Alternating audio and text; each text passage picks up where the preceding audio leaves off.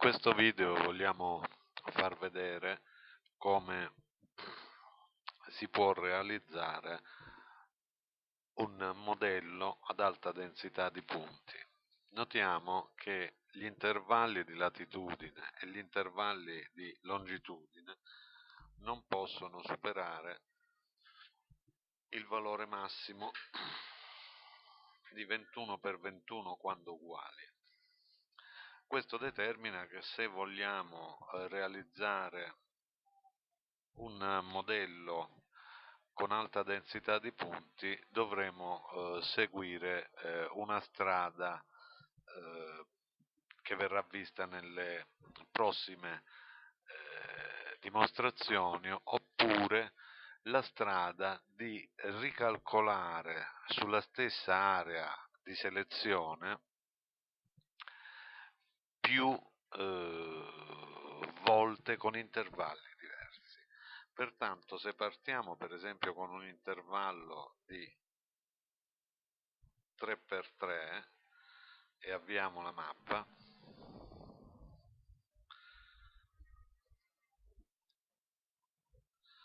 potremo andare a individuare come prima cosa la nostra area di interesse. Ingrandiamo,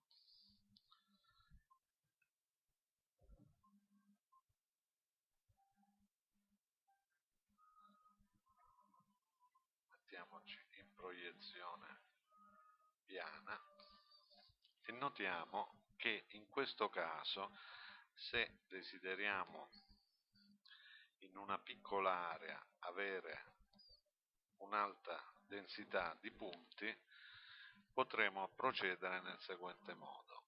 Partendo da una maglia 3x3, se calcoliamo i punti, vedremo che avranno una densità molto bassa. Potremo continuare a calcolare punti modificando le dimensioni della maglia. Pertanto vediamo che vengono prodotti dei nuovi punti e, continuando a modificare, vediamo che si spargono i punti in una maniera sempre più densa. Potremo continuare in questa maniera fino a raggiungere, nel caso di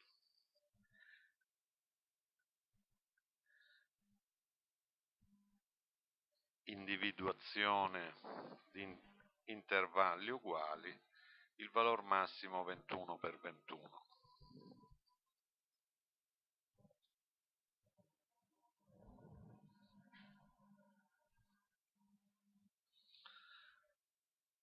Vediamo che via via che eseguiamo il calcolo viene intensificata la densità dei punti e notiamo che il totale dei punti si porta a 3412 partendo da quella situazione. Potremmo eventualmente continuare modificando in maniera diversa gli intervalli di latitudine e longitudine partendo da una di queste situazioni. A questo punto, quando abbiamo ottenuto il numero dei punti o una densità che riteniamo sufficientemente elevata, potremo acquisire i dati cliccando sul pulsante corrispondente e quindi procedere alla elaborazione dei dati. Il programma ci mostrerà tutti i nostri punti. È importante a questo punto però filtrare i dati, perché molti di questi punti potrebbero essere punti doppi o tripli. Per fare questo, con il setup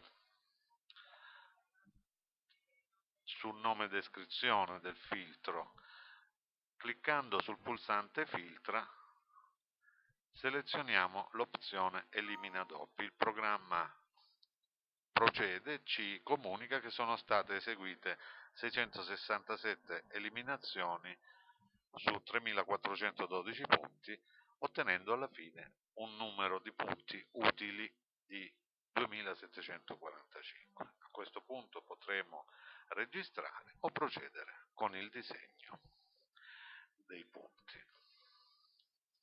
Cliccando su esci vediamo appunto i vari punti. Potremo eventualmente disattivare i testi e le quote in modo da avere una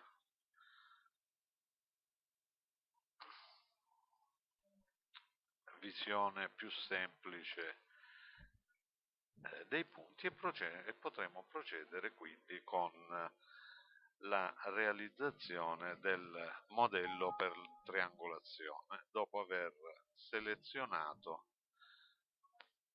l'area che vogliamo utilizzare per la creazione del modello.